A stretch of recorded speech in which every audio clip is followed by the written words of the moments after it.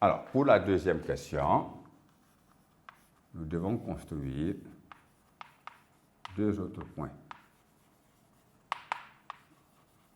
Il s'agit des points F et G.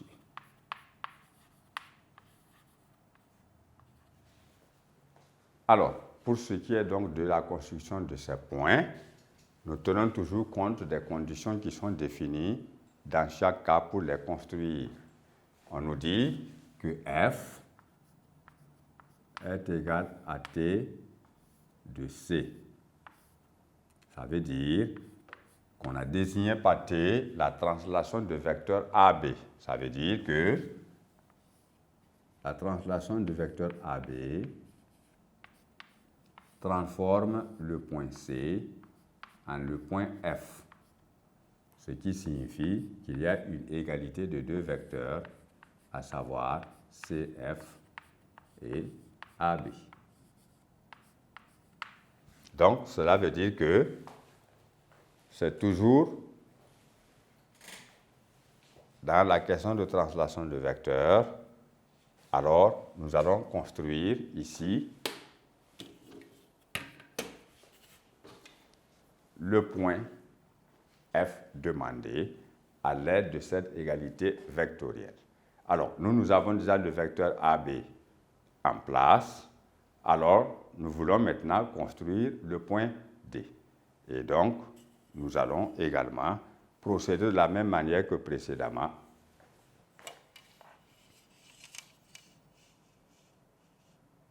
Nous pouvons simplement prolonger ce vecteur-là en pointillé afin de faire la réalisation que nous voulons.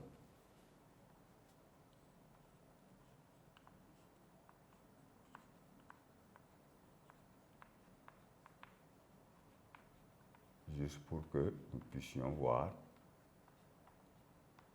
ce que nous obtenons à l'aide de la technique de construction appropriée que nous connaissons. Voilà. Maintenant, nous voulons construire un point F tel que vecteur CF soit égal au vecteur AB. Donc, il y a la question de perpendicularité qui s'y est. Alors, de façon perpendiculaire à AB, nous traçons une droite en pointillé.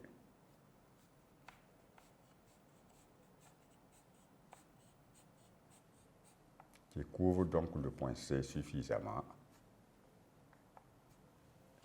Et à l'aide de la règle, perpendiculaire à cette droite en pointillé que nous avons tracée en passant donc par le point C.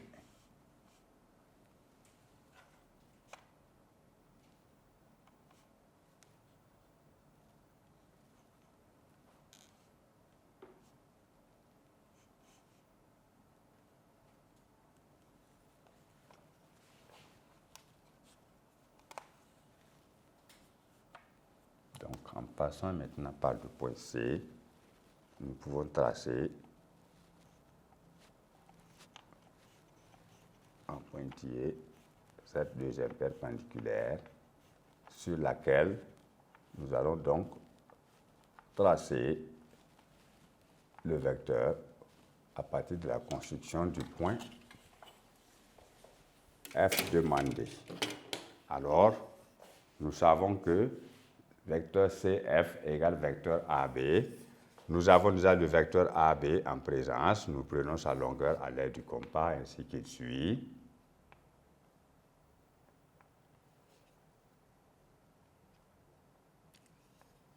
Avec cette même ouverture de compas, la pointe sur C, et nous allons couper cette droite en pointillé, ce qui va nous permettre, n'est-ce pas, d'obtenir la position du point demandé qui est le point F.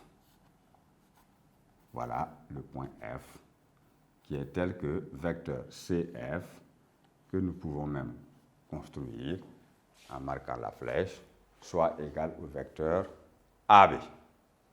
Ensuite, nous allons construire le point G. Pour le point G, nous savons bien que G égale la S de F. Alors, G égale S de F. Dans la traduction, on a désigné S par la symétrie de centre B.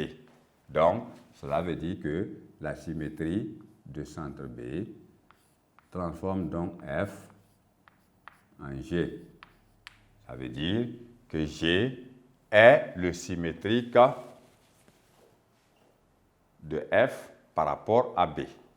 Alors, cela veut dire que dans ces conditions-là, nous devons tracer de façon suffisante la droite en pointillé passant par B et F.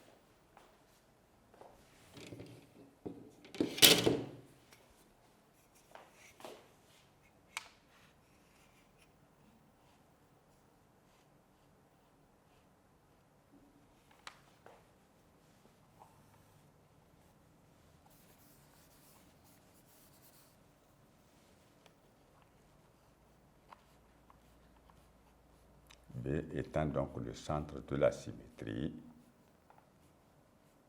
nous traçons la droite passant par ce centre-là et le point F dont nous voulons construire le symétrique.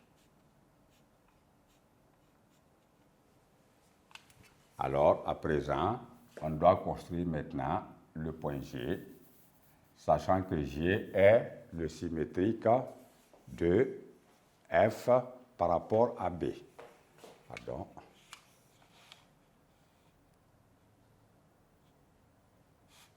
Nous devons le faire parce que B est le centre de symétrie. Donc nous orientons notre droite en pointillé par là.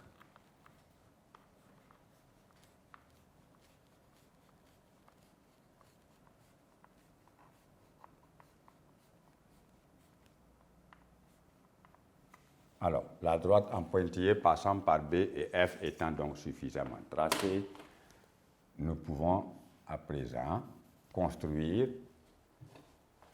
le point que nous voulons, qui est le point G, sachant que G est le symétrique de F par rapport à B, B étant donc le centre de symétrie. Alors, à l'aide du compas, nous savons bien où doit être orienté le point G. Si B est le centre de symétrie, ça veut dire que vous partez de F à B et vous partez enfin de B à G. Alors, vous prenez la longueur de B à F ainsi qu'il suit. Et la pointe du compas donc sur le point B, vous coupez la droite en pointillé par un autre arc de cercle et cet arc de cercle coupe la droite en pointillé en ce point. Et c'est ici que se place le point G.